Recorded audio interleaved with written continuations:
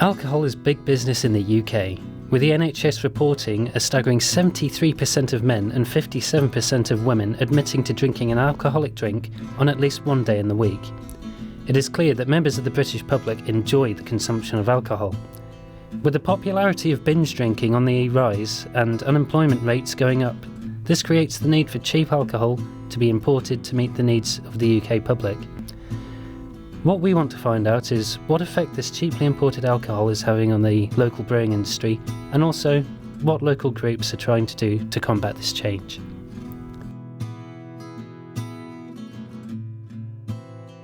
When looking into recent statistics specifically focused on ale drinking, it shows that only 35% of the general public have ever tried traditionally brewed ale, compared to 69% that have tried lager.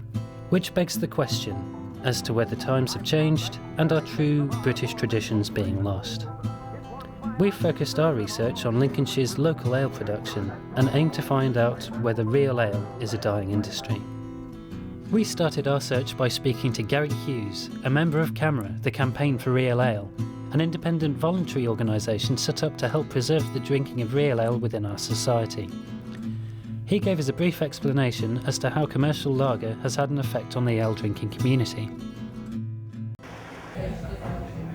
Well, when I started my nefarious career in about 1850, it feels like, beer was in a pretty sorry state. The big brewers had taken over. They were telling us what we would drink rather than asking us what we'd like to drink.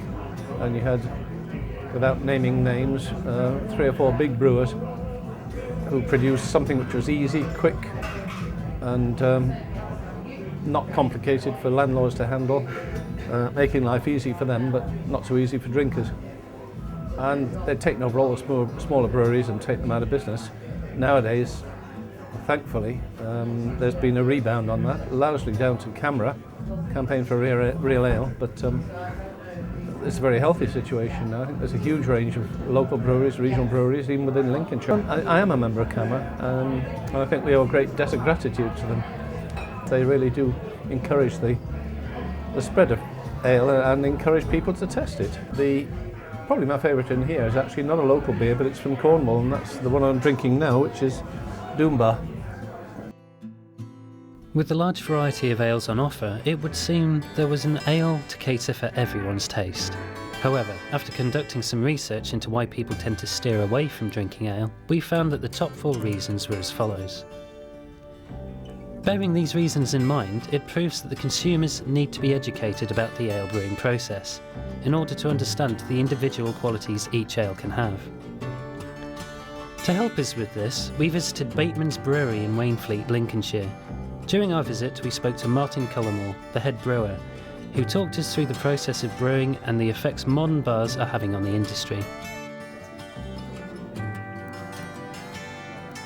Bateman's Brewery was started in 1874 by the current managing director's great-grandfather, and we still have 2 members of the Bateman's family on the board of directors here.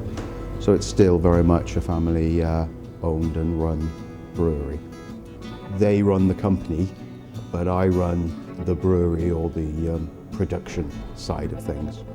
And that incorporates everything from buying the raw materials to making sure that the beer quality is right out in trade. All our malt and most of our hops from the UK, we get some specialist hops from Slovenia and other parts of Europe. For all our ales, our hops come from mainly Worcestershire and the West Midlands. Brewery conditioned beer, following the primary fermentation, the beer goes off for maturation in tanks within the brewery. The yeast is then removed by filtration, and artificial carbon dioxide is added, or extraneous carbon dioxide is added to give the beer fizz. The beer is then heat treated to kill off any remaining yeast, and is then introduced into sterile containers. That may be bottle, keg or can. And so You've got a sterile product introduced into a sterile container, and that gives you much better control, if you like, over the parameters within the beer. Hundreds of microbreweries who've set up selling small quantities of mainly cask conditioned beer, and that's revitalised the market and has helped to generate even more interest in cask conditioned beer, which we at Bateman's think is a good thing. It is in fact one of the areas of the brewing industry that is enjoying a resurgence at the moment, and there will always be the peaks and troughs as different fashions or fads, if you like, move around, but there will always be a place for cask conditioned beer, and that's important because it is the traditional way that the British drink ale. When you go to a Wetherspoons pub, you can in fact get a large range of cask conditioned beers, not just lagers, and Wetherspoons sell a lot of Bateman's beers as well as a lot of other people's cask beers. So yeah, they're doing a good job for the beer industry as a whole, and cask conditioned beer in particular. This is positive news for the ale drinking industry. The more commercial chain bars that stock real ale, the more accessible it becomes to the UK public, making real ale more widely available to the youth of society as a result. When first researching into the ale industry, we were under the impression that ale drinking as a whole was on the decline.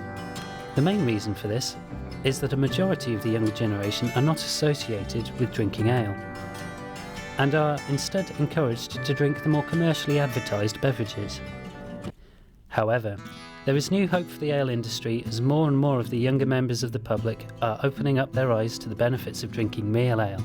We spoke to Sam Markham, a student at the University of Lincoln, who's realised that drinking ale can not only be worth it for the taste, but also be cheaper than drinking the imported lagers.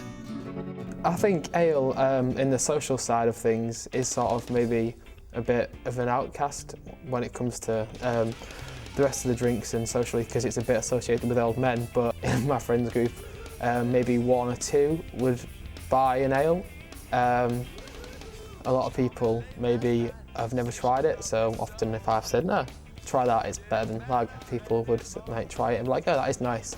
But I think some of it is definitely an acquired taste, sort of not fresh, but more pure sort of feel than a lot of lagers might have. But it's just more of a case of people that haven't tried it than not liking it. I would try and go to smaller pubs if I went on a student night out with friends, but obviously that's not what everyone wants to do. And unfortunately, you can't really get any ale in nightclubs at all. But no, it's sort of more of a well, I think it's more of a enjoy the taste, maybe, rather than one that you can walk around on the dance floor with. So I probably wouldn't drink it in a nightclub now. Although I would like to, if there's a nightclub that sells it, but I haven't found one yet. I think the good thing is now to go and drink ale, you can go to maybe a commercial like Wetherspoons, which do have quite a few ales, maybe not particularly unusual ones, but they will have some.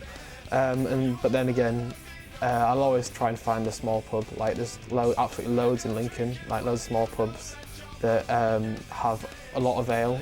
There's even one on Steep Hill which has just one specific brewery. I think it's Samuel Smith's, and all of their drinks are sort of more locally produced by lesser companies, so that even the lagers and the ciders, not just the ale. I think there's been a bit of a popularity rise recently, so you can sort of go anywhere really to get an ale, but as I said, you've got to go to the smaller pubs, which would probably specialise a bit more to get a wider range and choice. A lot of ale is, well, most ale is cheaper than your average pint of lager.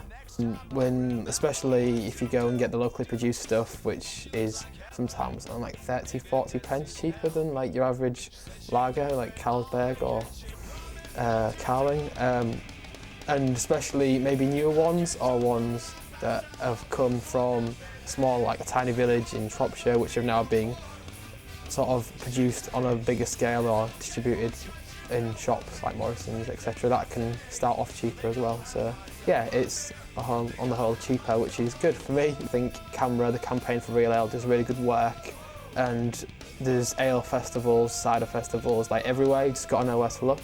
I think it's definitely not down. I think it's on the up, or if not on the up, then sort of going along nicely, because there's always the market for it, I think. In our investigation, we have found that real ale has had to adapt to new ways of drinking and buying alcohol. It seems that with the assistance of chain pubs and current ale drinkers, ale's popularity can only continue to grow and assure its future. As for now, whatever your preference, happy drinking. 1, 2, 3. Beer, beer, beer, generally beer, beer, beer.